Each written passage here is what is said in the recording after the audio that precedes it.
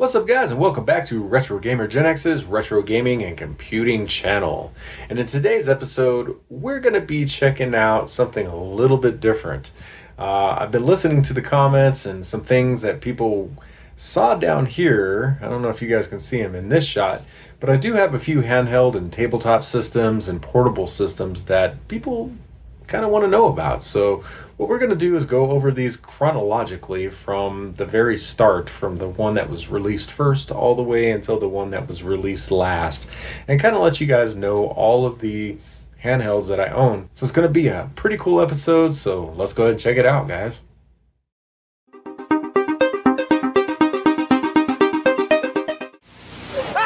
Ladies and gentlemen, we challenged hotshot Dick Tchaikovsky to play the Mattel Electronics football game. Dick doesn't know, inside is a tiny thinking computer that plays like a whole team of pros. Dick's got the ball, but that computer defense is tough. He drives up the middle, stopped cold. 1 yard. Now Dick cuts left, down the sidelines, touchdown! Mattel Electronics Pocket Football with a built-in computer. Hey, who's in there? So up first is going to be Electronic Football from Mattel Electronics, guys. And this is my oldest handheld I own. This was released in 1977. It runs on one 9-volt battery here. And this is the original. This is the original from 1977. This is not the remake. Pretty cool little handheld here. I grew up with this. I had this as a kid. Well, I didn't. My dad did. And he would let me play it. And then after I was done, he would take it because he didn't want me breaking it or taking it apart or anything crazy like that. So, yeah, just some really cool memories about this thing. So let's zoom in here. And hopefully you guys can see this. I'm going to go ahead and turn it on. And I'm going to turn this light off so you guys can see a little bit better. All right, there we go. So there's the play field. And as you can see what your stuff is. First down and 10 on the 20-yard line. Score 0-0 with 15 minutes left on the clock. So essentially all we do is you got your control pad here, up and down, and that'll send you forward. This is for your score, your stats, and for your kicking if you try to kick a field goal. So let's go ahead and give it a go here.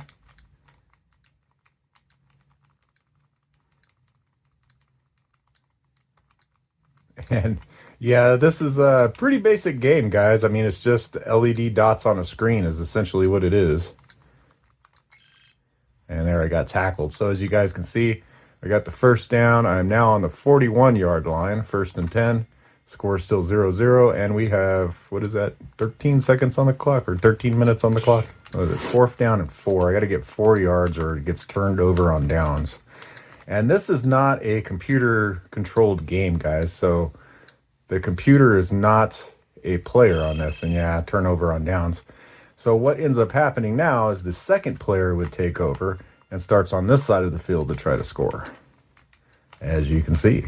So it's really more of a two-player game, but as a kid, I used to play this as essentially a one-player game and play it against myself.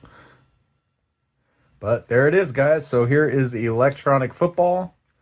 1977 from Mattel Electronics. Johnny, you're the challenge of a lifetime.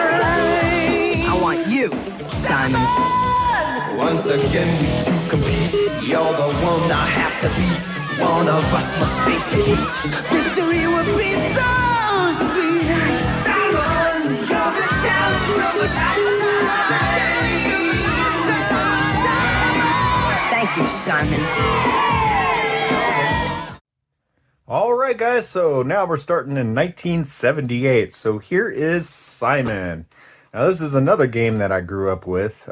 Really cool game. It's just one of those memory games. If you guys have never played this, it just flashes the lights and the sequence of lights that you got to match to try to beat the computer here. So, real simple game. We'll just turn it on here and hit start. And as you guys can see, you just hit it as the sequences go. And as you go, it gets faster and a little bit more complex with the sequences.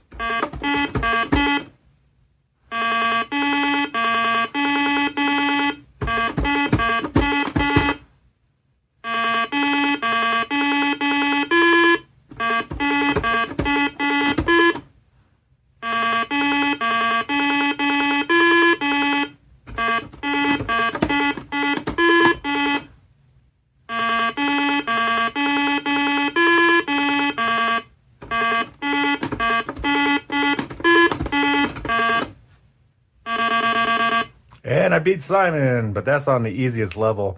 Now, obviously, you guys can change skill levels here, which makes it harder. I think it goes up to 32 different combinations. I think it's 32. And there's different games, and then you can see what your last sequence was and what the longest sequence was.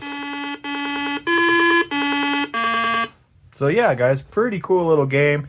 And like I said, I think all of us Gen Xers probably had one of these as a kid. Just an overall great game that everybody had. And like I said, released in 1978 by Milton Bradley Electronics. So the next handheld we have here is Digital Diamond by Tomy Electronics. Now this is one of those electromechanical games, guys. So this is basically just, the only thing that's electrical in this is it lights up some LEDs inside. Everything else is basically mechanical here. So how this works, guys, we have a power switch here on the side. As you can see, the baseball lights up here. It's just a LED, and this game really needs some help, and it needs some assistance to keep it running. It is definitely old, and it is kind of getting worn out. The electronic switch here is getting worn out, so hopefully that ball stays on. But essentially, this is a baseball game, guys. So you pull this up, and what that does is it loads the spring inside. This pitches the ball up here, and up here is a S and a B. As you can see, S and B down here, so you can go for a strike or you can go for a ball. And depending on which way you go up here, you know, like I said, this is a two-player game.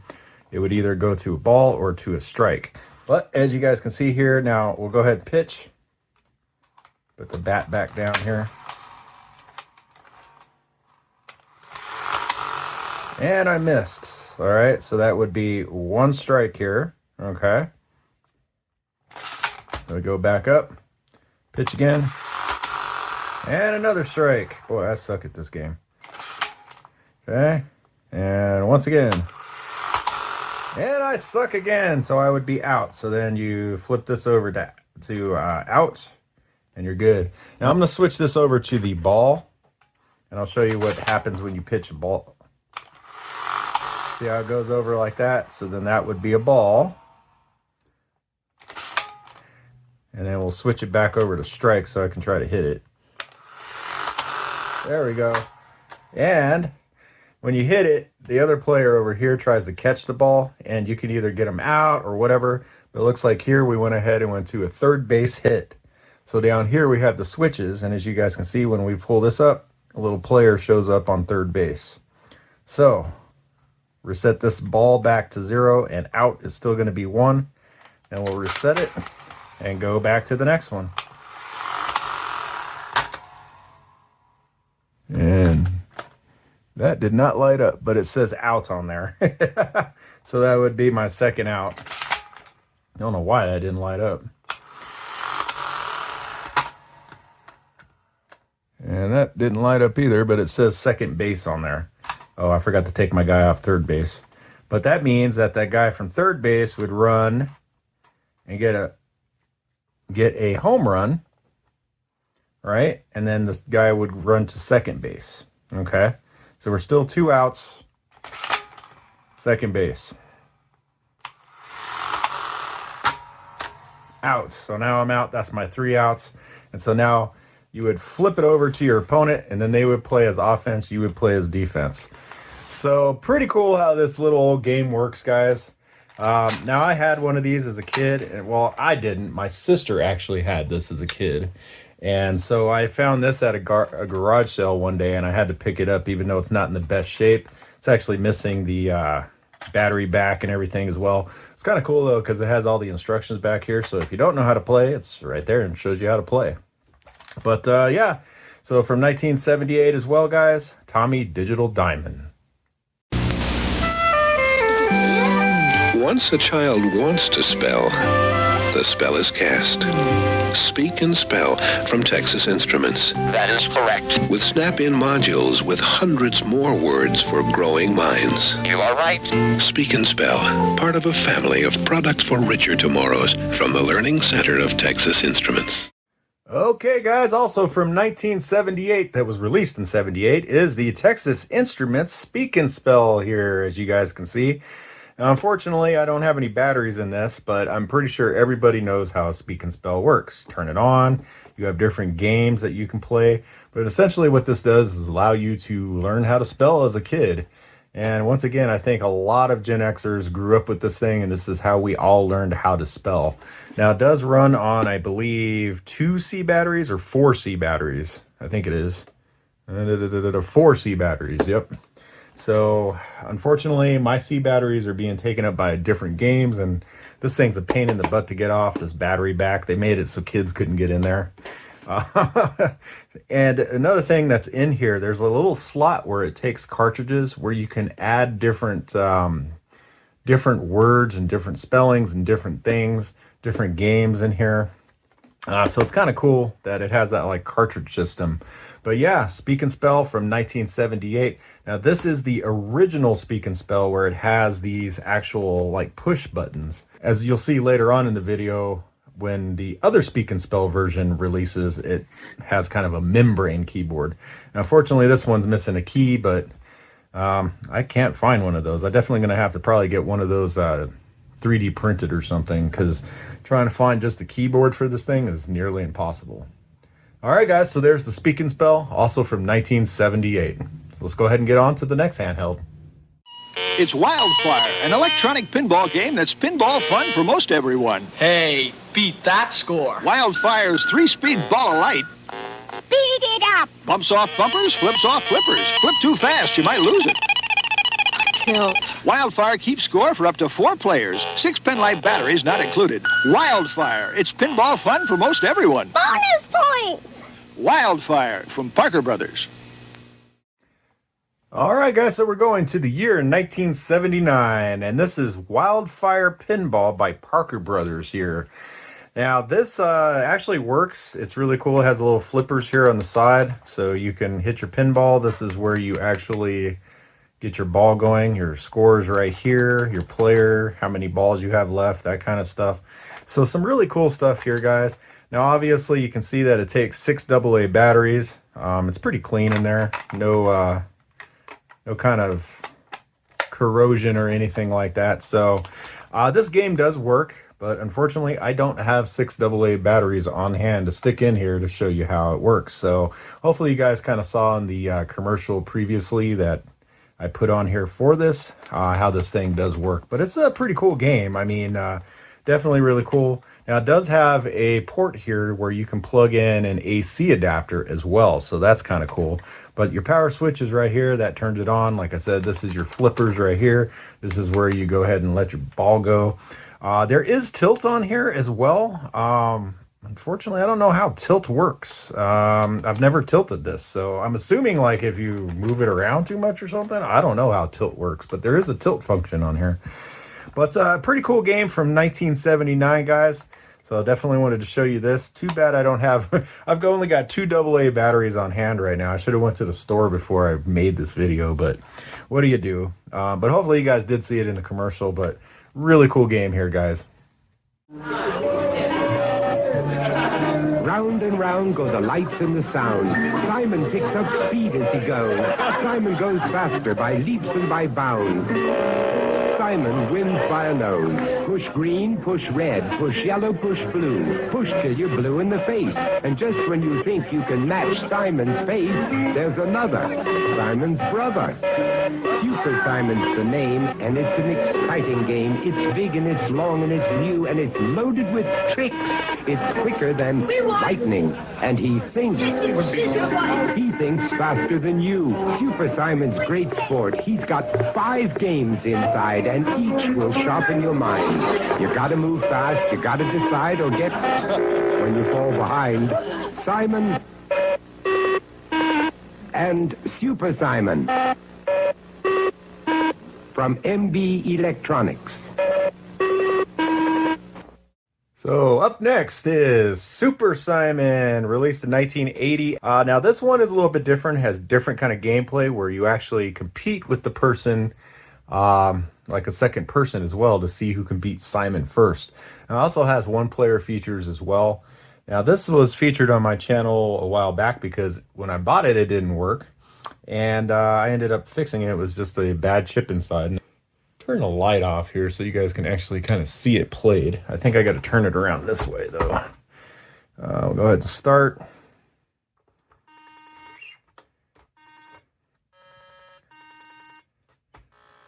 Oops, and I messed up. My bad. I forgot they're not the same sequences on this. So it's a little bit different of a game. So we'll hit that.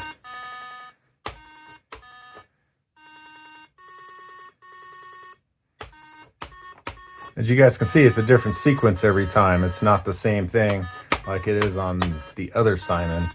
So you got to remember these sequences each time. I'm just going to mess up. Did I actually get that right? I didn't even I didn't even try. There we go. Dead. All right, guys. So there we go. There's Super Simon. Pretty cool game, especially if you're playing with a second person. So definitely something I would check out. Now, these are getting kind of rare to find as well. There weren't too many of these ones made because Simon was just so much more popular. But if you do find one, I would definitely pick it up. Really cool game, guys. Well, let's go ahead and get on to the next handheld. Also from 1980 is Pocket Simon here. So this is basically the Simon that we showed earlier in the episode here, but in a smaller, more compact design here. Same game, same skill level, same kind of buttons, same game philosophy. Nothing has changed. But really cool game. It's small enough to fit in your pocket, and something that we used to take on the go when we used to go out and do things when we were kids.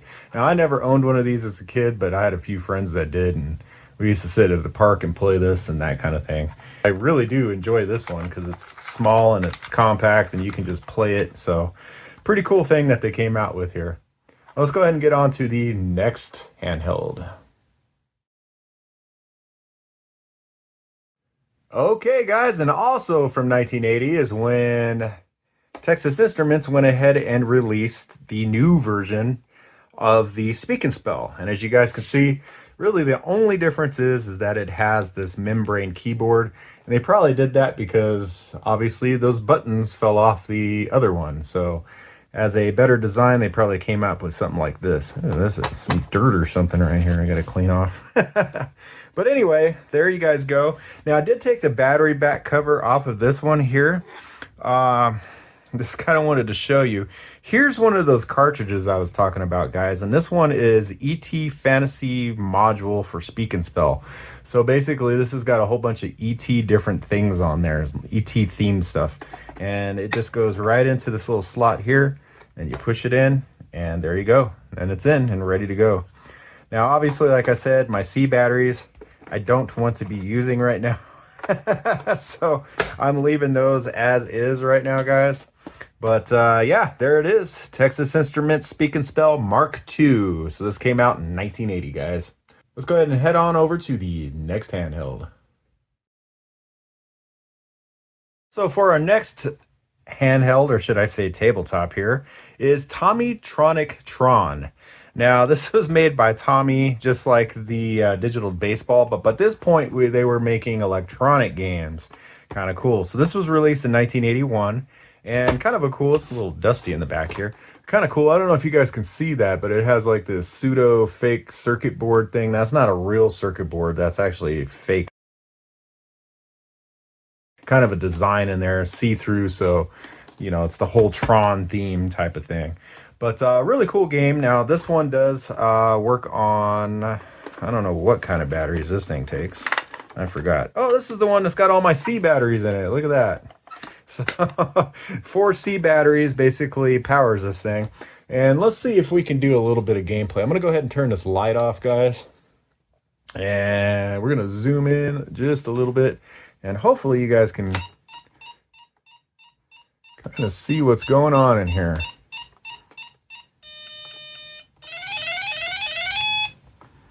All right. So let's see. This is, which one is this? Oh, this is the actual cycle thing. There we go. We got him. Ah, he killed himself. Good. Awesome. Yeah, it's 3 times. So each game has 3 different levels, I guess. So that was the cycle level. So now it's going to switch over to the next level here. Which this is the Tron Deadly Discs. Yeah. Kind of hard to play this because I'm actually playing it through the viewfinder of the camera, guys. There we go. All right. So we got through the Deadly Disc thing, I think.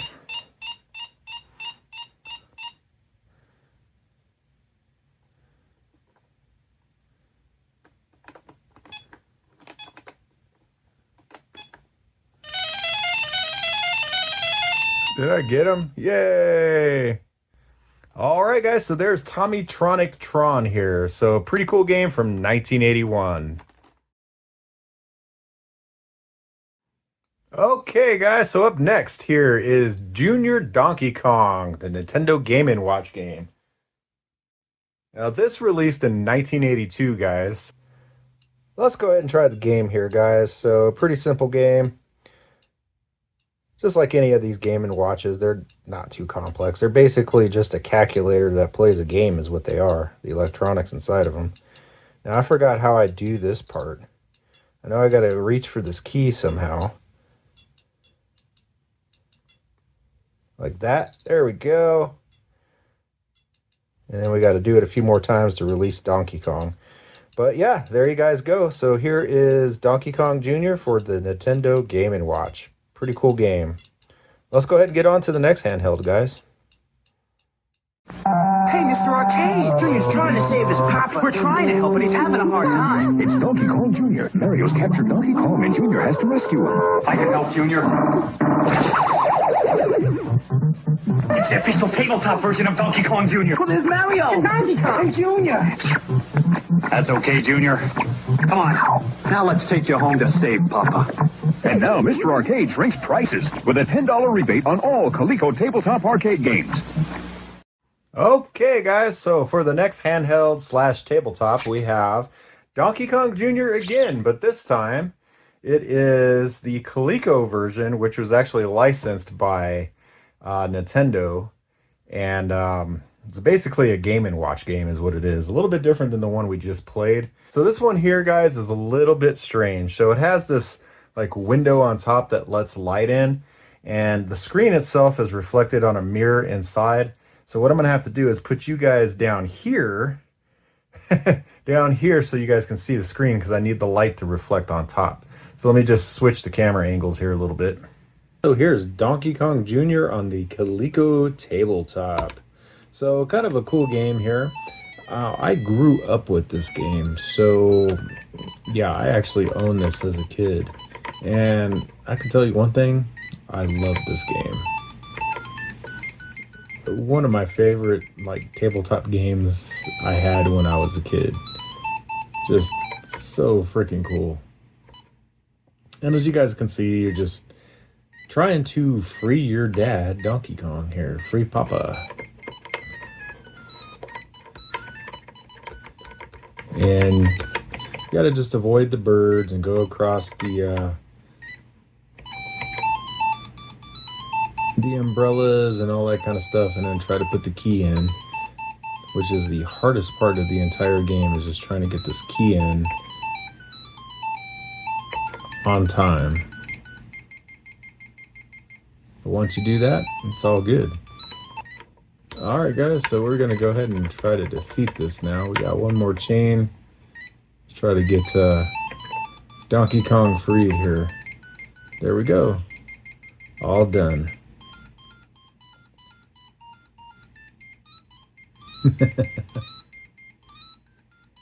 Love it, guys. Love it. Such a great game.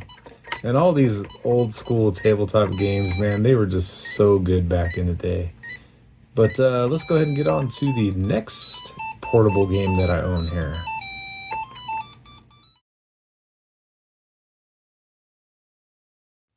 Okay, guys, here's the electronic pinball from Tiger Electronics, released in 1987. Runs on 2 AA batteries, and I do have the battery back to this one here. So let's turn this thing on, and hopefully I can get a good angle to where you guys can kind of see this. Oh, I gotta hit start again. Okay. Now hit the ball. There we go. Oh, I want some sound. I don't know where the sound is. Oh, there we go.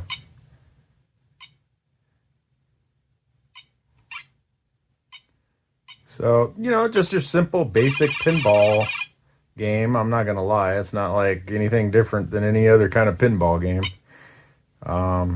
But yeah, one of the first Tiger Electronic games like this to be released. So kind of cool. Not very much value. God, it's loud as heck.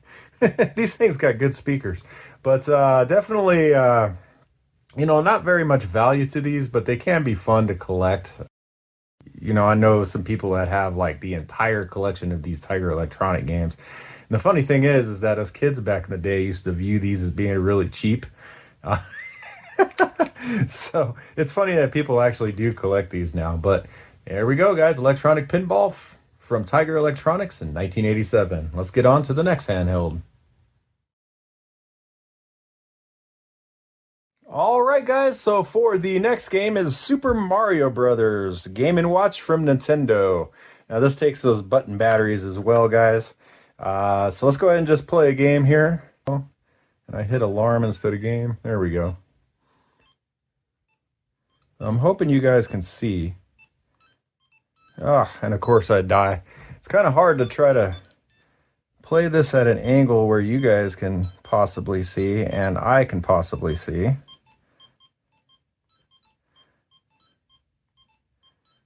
I hope you guys can see what I'm doing here. But this is actually a pretty cool game. I had this as a kid as well. And I remember playing this. I used to take this to school. I got it taken away by a teacher one time. Not this exact one, obviously. This is something I bought later on to replace what I had as a kid. It seems like a lot of us older guys do that. We like to replace all the stuff we had as kids. But yeah, pretty cool game, guys. I mean, it's simple. I mean, there's not much to it. You're just kind of going around these levels and these mazes trying to get through.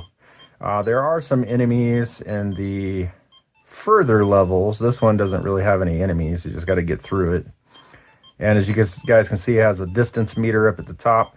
7, 6, 5, 4, 3, 2, and 1. And we're at the end. So we just got to get up here now and save the princess. And there we go. All done. So pretty cool game, guys. You know, got all the music and everything. So I dig it. This was probably one of the better Game & Watches that I had when I was a kid. Like I said, I used to just love playing this game. But yeah, let's go ahead and get on to the next handheld here, guys.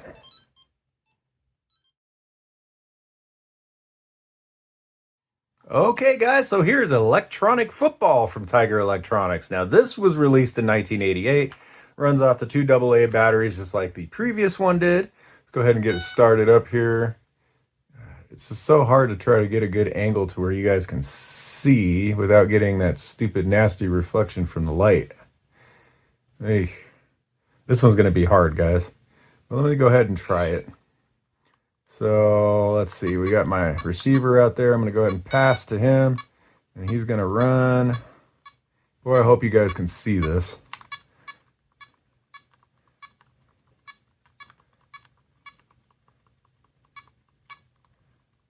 I'm just running and running and running and running.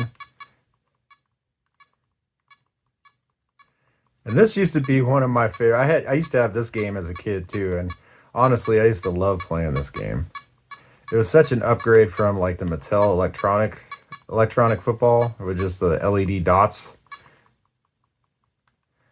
Well, I am like about to score here, but there you guys go. Electronic football. I don't know if you guys even saw what that was. I mean, these screens are really tiny and they're really reflective, so any kind of light that you get on them, it's really hard to see. But like I said, Electronic Football from 1988 from Tiger Electronics, guys. Let's go ahead and get on to the very next one. Football! Some people will do anything to take their favorite video games everywhere they go. But now Tiger gives you all the fun and excitement of your favorite arcade game in the palm of your hand. Games like Double Dragon, jump, kick, and fight your way through 4 missions to defeat the big boss and save Marion to win. Also coming soon from Tiger, Karnoff, Gauntlet, Jordan Bird, Simon's Quest, and more. Tiger LCD video games. Okay, so we're fast forwarding to 1989. Double Dragon with the Tiger Electronics. Same thing, guys. AA batteries. Same kind of thing. The LED screen or the LCD screen actually got a little bit bigger on these ones as opposed to the other ones that I had shown you, the original ones. So hopefully we can kind of see on this one. But yeah, it's just basically your fighting game here. So you go around and kind of fight these guys. You know, what can you do? I mean, it's a basic game, guys. Real basic. But, you know, us kids back in the day, we used to love these things. I mean, we really did. We used to love everything about these old Tiger Electronic games. That's until the Game Boy came out. And once the Game Boy came out, these kind of died out for the older kids. Now, the younger kids still like these, you know, the kids that were probably under 10 years old. And I don't know if that was a parental decision because these were a lot cheaper than to buy like a Game Boy and have them break those or something. But I don't know, guys. But yeah, here's Double Dragon for the Tiger Electronic portable games here. Pretty cool game. But it's one of those games that gets kind of boring after playing for a little while. But definitely something to check out, especially if you're into like these arcade port, you know, collectibles like this. Something you might want to get. All right, guys. So there's Double Dragon for Tiger Electronics, 1989. Let's get on to the next handheld. They said it wasn't humanly possible, but now you can have all the power and excitement of Nintendo right in the palm of your hand. Introducing Game Boy. It's portable, it's in stereo, and its games are interchangeable. Plus, Game Boy comes with the outrageous new game, Tetris. And for head-to-head competition, use the revolutionary video link and blow your opponent away. Game Boy, only from Nintendo. Now you're playing with power, portable power. Okay, guys, so 1989 brought us the very first portable video game console, really. Now, there was the Microvision before this that took like cartridges as well. But this was really the very first one, guys. So really kind of revolutionary to take your games on the go like this. Now, obviously, my Game Boy has changed. I got one of those IPS screens in here. So it's kind of cool. Still runs on the original 4 AA batteries, though. And from here, we can go ahead and pick whatever game we want to pick. So we're going to go ahead and pick like Super Mario Brothers or something. Super Mario Brother Land. Let me zoom in here for you guys.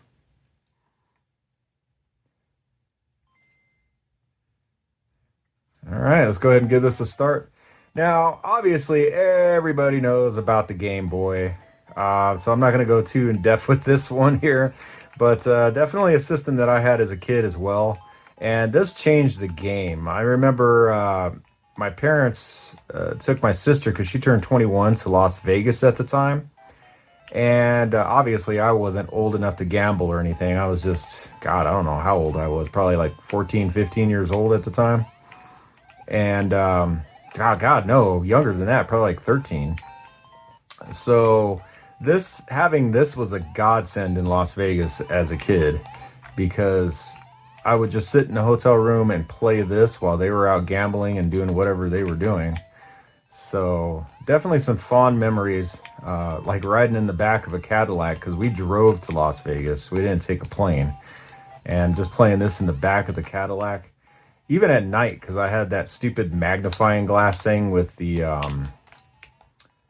light in it and everything, so you could actually play this at night as well. So some really cool stuff that came about with the Game Boy, guys. Like I said, this device was revolutionary, and kind of look what Nintendo's still doing to this day. I mean, they've kind of given up on home consoles per se and kind of went more of the portable route. I don't know if that's because kids like that better or what, but I don't know. Who knows? Who knows, guys? But yeah, Game Boy, really cool. Let's just get through this level and we'll finish it up here.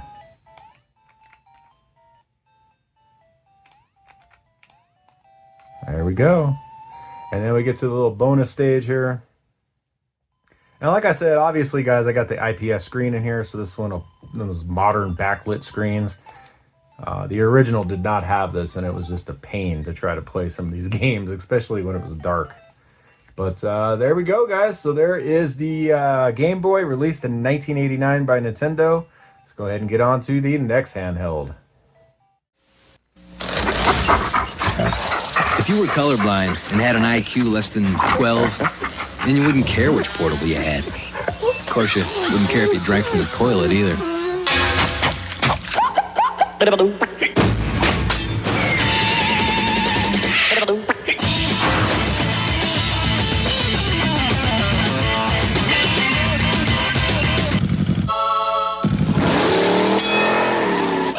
Game Gear. Alrighty, guys, so we're fast forwarding to 1991 when Sega released this, the Sega Game Gear. This was not the first color portable system, but it was damn near close. Atari launched theirs first, but this thing just kind of blew me away when I was a teenager. God, going from the Game Boy to this, it was just astounding. Being able to play your games in color, and basically there were Master System games on this thing. Essentially what this thing is just a portable Master System, is what it really is, guys. Now, unfortunately, my Game Gear has some issues where it needs to be recapped. I do have the caps in stock now, and I've just been too lazy to do that. So you guys should be seeing a video of me recapping this thing within the next couple months, probably. But right now, I'm not even going to attempt to try to power it on because I know what it'll do. It has no sound, and the screen is really, really, really dim. So yeah, the caps in this thing are just horrible. So this thing was a really cool design. However, I still got cheat codes in there. That's funny. But anyway, it takes 6 AA batteries, and this thing would just eat up your batteries, guys. I mean, it killed batteries. Within like an hour, your batteries were dead. And it came with this big old, you could buy this like external battery that plugged into the power port up here, but it was rechargeable. It was a great thing, and I had that as a kid, and that helped out. But yeah, that's kind of what killed the system. It was a great system. It was a powerful system. It was just the battery life that killed it. And parents weren't about to go and buy, $100 in batteries every week so their kids could play this. So that's what kind of killed off the Game Gear, unfortunately. And unfortunately, like I said, I can't turn it on to show you guys because, caps are dead. And that's kind of a big thing with these Game Gears. If you guys get one in the wild, it will probably need to be recapped if it hasn't already been.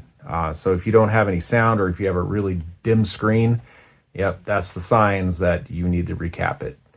But anyway, guys, here is the Game Gear from 1991. Let's go ahead and get on to the next portable. So guys, from 1995, here is the Sega Nomad. So basically what this is a portable Sega Genesis. And it does take your Sega Genesis games. So your Sega Genesis games just plug into the top of it, and then you can power it on and go ahead and play them. However, this one is just like the Game Gear. It has bad capacitors in it, and I have to change these out. Unfortunately, I haven't ordered these ones yet. I want to get the Game Gear done first. But once again, I'm not going to turn this on. This one does have sound, but it has a really, really, it's just a really dull screen. And I know that's because of caps as well.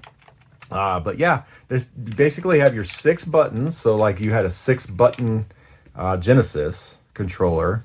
You have your start, your mode, your D-pad here. Here's your power port, and this is where you could actually AV out to your TV, whether it's S-video or composite video. Now, this thing did have a battery pack on the back here. Now, mine is missing. I do have it. I just don't have it on here, simply because I don't have the space for it on that shelf in the back. But yeah, guys, here's the Nomad. What a crazy game system that this is, that Sega released something like this. It was basically the last ditch effort to try to keep the Sega Genesis alive. And it did, honestly, for a couple more years. But yeah, really cool little system. And Sega was basically the first ones here to take your games on the go, kind of like the Switch does now. So yeah, Sega was revolutionary during the time. So here's the Sega Nomad, guys, from 1995. So let's go ahead and get on to the next portable system. It came from the third dimension with its own brain, its own voice,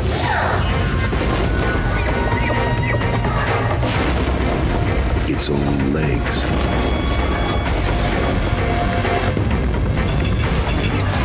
There's only one problem.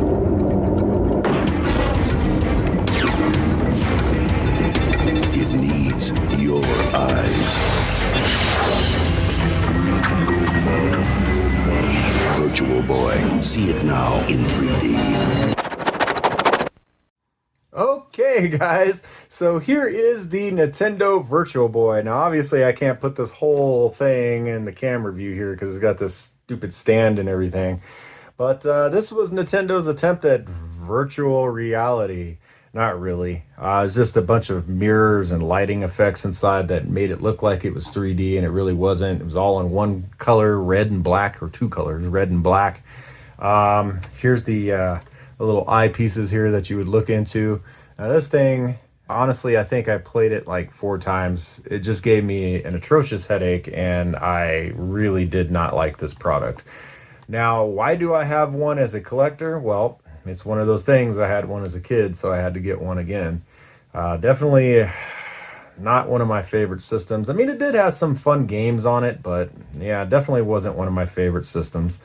But as you guys can see, this is where the actual cartridges go in. It's in the bottom here. Now the controller here plugs in right here. I hope you guys can see that, but there's a controller port right here. Now the controller itself, I don't have with me. I actually have it in a drawer so that this could go up on a shelf without that controller cable everywhere. But the controller has the battery pack as well that took the batteries. Now this thing actually went through batteries not too bad. You would think that it would go through batteries a lot more, but it didn't.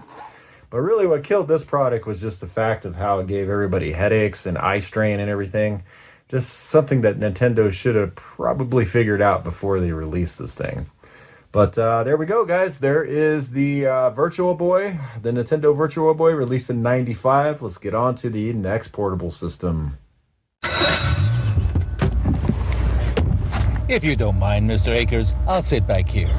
Easy, easy. Now go, go, go!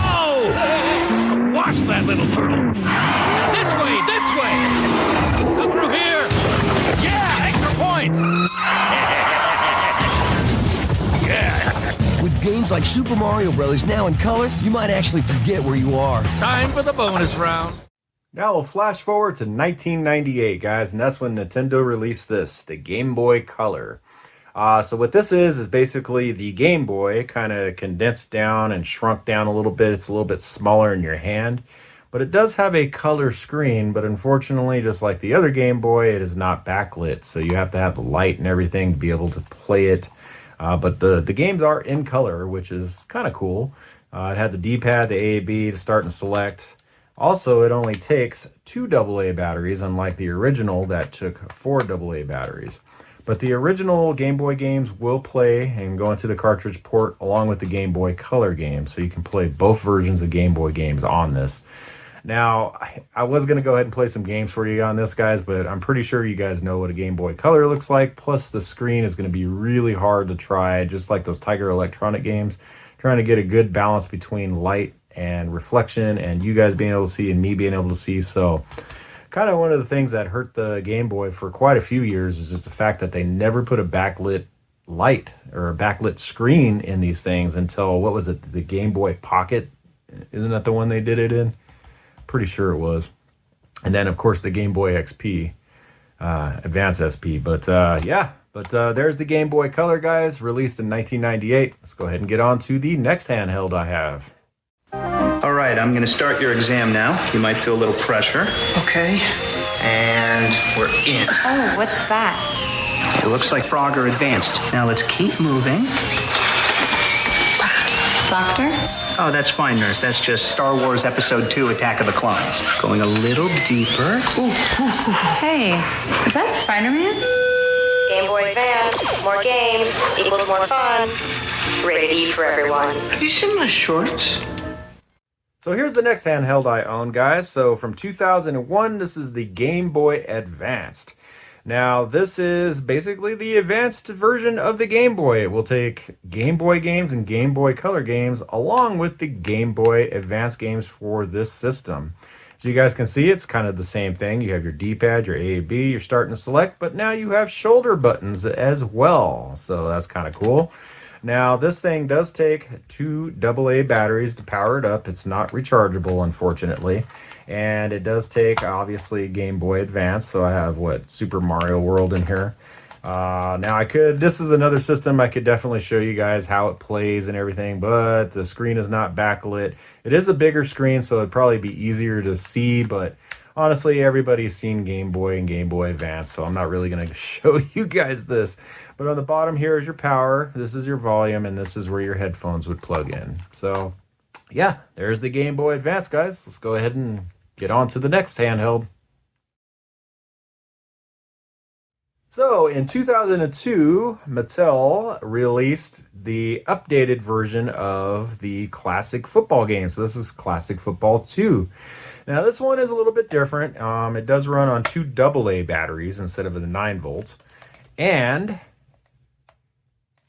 it runs strictly off of LEDs. Boy, this one is really hard for you guys to see. You guys aren't even going to be able to see this, but the cool thing about this one is that it has the kickoff feature, so it actually kicks off to your opponent. And then you can run the ball and all that kind of stuff after the kick. And then you have pass as well, which is not in the other version. So you can pass to a receiver in this game. So really cool improvements they made to this. And when this came out, I had to buy one of these. And this is the original one I had since 2002. So that's pretty cool. This is my original. And it still works, no problem. So definitely a really cool game if you guys are into these old electronic football games or electronic basketball games or baseball games. Definitely check out these remakes because they're pretty cool too. Well, let's go ahead and get on to the next handheld system, guys.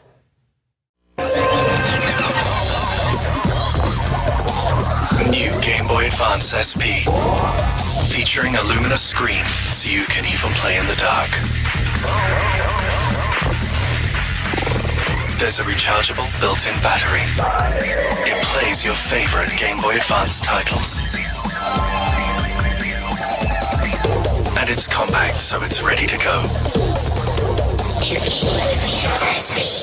So in 2003, Nintendo released this, the Game Boy Advanced SP. So kind of goes with the whole flip phone or the Star Trek tricorder type thing or whatever that is.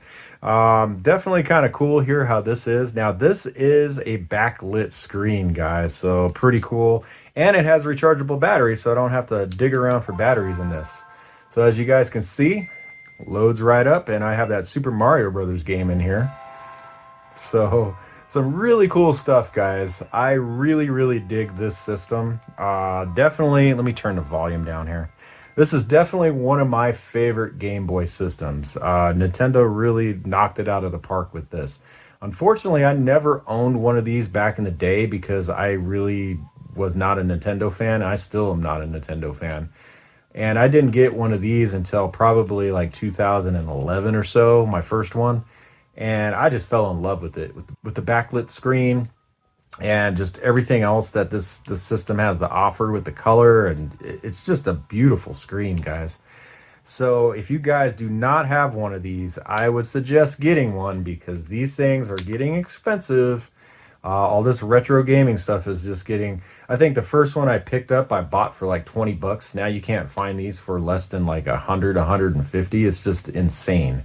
But yeah, guys, so there's the Nintendo Advanced SP. Really cool system. If you don't have one of these, I would definitely get one.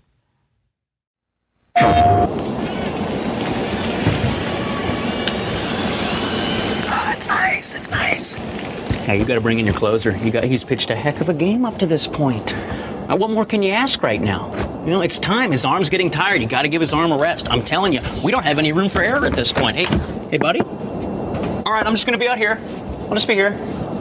Listen, why don't you just hit pause? Let's take a 7th inning stretch. I just hear a sniper rifle go off in there. That's cool. That's great. Yes, yes. R1, that's your rifle scope. PSP, huh? Sweet. Dude, get your own. What kind of cluster bombs you dropping in there? PSP, now $169.99. PSP. So guys, in 2005, Sony released their first portable system, the Sony PSP, what they would call the PSP Phat or the PSP 1000. Now this one is probably not in the best shape. In fact, it is in really bad shape. It does still work. There's nothing at all wrong with it. Everything does function in it. Even the UMD drive still works. However, it does have a little bit of issues with the D-pad and the buttons. I think they just need to be cleaned up. It needs to be taken apart and cleaned up. And then the other issue is this, guys. These batteries. If you guys have a PSP or a PS3 with the rechargeable controllers, make sure you check these batteries. When I got this, I took it out. I don't know if you guys can see it, but it has bulged and cracked because it is so bulged out. It actually popped the battery door off and almost broke the hinge on it, or broke the latch on it. But definitely, guys, check these batteries if you get these systems, because this is not good. If you try to charge this, this could cause a fire. So definitely check your batteries in these PSPs. And get them replaced. But a really cool system, guys. I didn't get the PSP 1000 when it first came out. I waited until the 2000 came out. And as soon as I got it, I hacked it. That way I could play homebrew games and backup copies and emulated games as well. So just a really cool portable system. Just kind of revolutionary at the time when this did come out. So if you guys don't have a PSP, I would suggest getting one. They are amazing. Well, let's go ahead and get on to the next handheld, guys. New silver PSP. Silver slice, you know what I'm saying, stray dog? Football, huh? Getting your pigskin on. Do I know you? Looking at a third-string peewee punter here, okay? I know something about the old gridiron. Let me jump in there and get a couple snaps. That's cool. Dude, get your own. The all-new, lighter, slimmer PSP. Maybe we could just scout some teams later at my place. Use that baby's video out for a guy's night in, huh? PSP. In 2007, Sony released their second PSP model, and this is the PSP 2000. It had a bigger screen. It was lighter. It just had a flip-open UMD door instead of that one that pops open with the button. Really cool little product, and this is the original one that I've had since I got it a long time ago. I do have a screen protector on here, so if you guys see the scratches, that's not actually the screen, that is the screen protector. However, this one had the unfortunate thing with the battery as well. The battery started bulging, and this one did break the latch, unfortunately. So I have to get a new door to be able to get it to stay on here, because the battery popped it off and broke the latch off. So really horrible there. See, it just won't latch anymore, guys. It's completely broken. But yeah, this is a really cool system. These are very easily hacked. Like I said, you could play homebrew, backup copies, emulated games, anything you want to do on these things. Just an amazing system.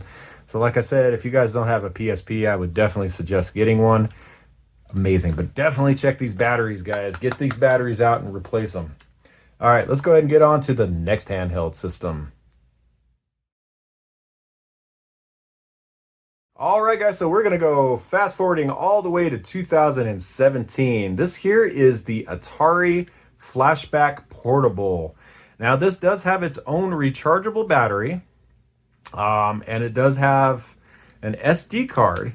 That thing went shooting out. But anyway, it has an SD card slot so where you can load your own Atari ROMs on here. This is a really cool product, and it does play about 98% of the Atari games. Unfortunately, one of my favorites, like Pitfall 2, will not work on this. Now, they did make another system like this that had Genesis games on it. They look almost alike. I think that one was a white and blue color, though. I'm not too sure what color they were, but even the button layout and everything looks exactly the same. Now, so let me show you what we got going on here, guys. So obviously your D-pad, your buttons, start, reset to get you back to the menu. Here's USB here, but it does have AV out here, your SD card slot, your volume control, your on and off switch, and then your headphone jack right here. And of course, this is where your battery would go. This is your rechargeable battery. So now that battery, it's what this system is almost 8 years old now. This battery is starting to fade away. It doesn't last very long. It used to last like, God, 2 or 3 days of gameplay. But now I can't barely get through maybe an hour of gameplay before it dies. And yeah, I was hoping that it would be charged, but yeah, nope, it's not charged. It looks like something. Oh yeah, look, it did come up on the screen. My God, look at that. There we go. All right, never mind, guys. It looks like it does have juice. So as you guys can see, it has a whole host of different games. Let me turn down the volume here. Other way. But then you can go to your SD card browser as well and select that. So then you can play whatever game you guys want to play on here. So, I mean, we got some really cool games on this thing. I basically have the whole library of Atari 2600 games. But I wanted to show you guys something here. So let's just go ahead and pick some kind of game. I don't know what. Just something. Let's do like Hero. Hero is always one of my favorite games. And as you guys can see here, it works just fine. No problem with it. And the controls on this thing aren't bad. You know, I can't complain. But yeah, guys, so there is the Atari Portable, Atari Flashback Portable, my bad, from 2017. Pretty cool system. If you guys haven't seen one of these, you're into these Ataris, you know, these Atari games, these Atari 2600 games, definitely going to be the system for you. Well, let's go ahead and get on to the next handheld, which will be the last of my collection and the newest one that I have in my collection.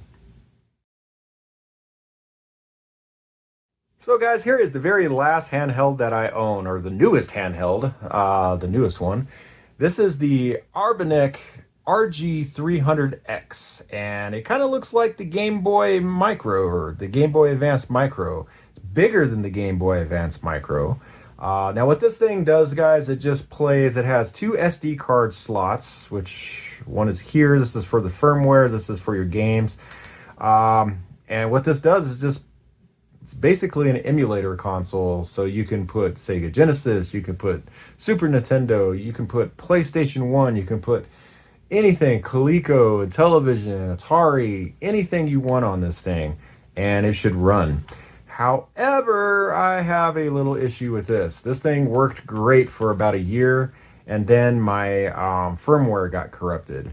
And I've been having a hell of a time trying to find a good, reliable source where I could get the firmware. Not custom firmware, but the actual real firmware for this thing to go ahead and fix it. So if you guys do get this, just kind of keep that in mind, that it's kind of hard to sometimes find the software. Now, I can go to a custom firmware, and maybe that's what I should just do for this thing. But yeah, it's not very good. But as you guys can see here, we have basically the 2, like I said, the firmware SD card slot. This is the card slot that takes your games. You have start and select. You have your buttons and your D-pad. Up here you have shoulder pads. You have basically an HDMI port and a USB-C port up here as well. And then this OTG port, I believe that's how you can flash firmware as well. I could be wrong. I don't know, guys. Over here is your power button, okay? And then here's your volume button. I don't think I have any juice in this thing. I haven't charged this thing for a while since the firmware kind of took a crap on me. So yeah, unfortunately I'm not going to be able to turn it on. And even if I did, it gets to a menu screen that as soon as you select something, it just freezes. So, and it's not something with this, because I have a friend that has one of these as well, and I put his SD cards in, and the system worked fine. So it's just something got corrupted with this firmware card, or maybe even the SD card in here got corrupted because there are cheap Chinese ones that came with the system. So maybe if I get a better SD card, get the firmware, this thing will be up and running again. But yeah, guys, there you go. Here's the Anbernic RG300X. Really cool system, but like I said, just make sure that you don't corrupt your firmware or your SD cards, or you'll be in the same situation I am. All right, guys. Well, there is all my handhelds. I hope you guys enjoyed the show. If you guys did, don't forget to hit that like, that subscribe, and that notification bell. And if you want to help support the channel for future videos kind of like this one, go ahead and hit that super down below. Like I said, anything we do get to support us goes directly back into the channel for videos just like the one you're watching today. All right, guys, I'm going to go ahead and get out of here. You have a great one. Peace out, y'all. Game over, man. It's game over.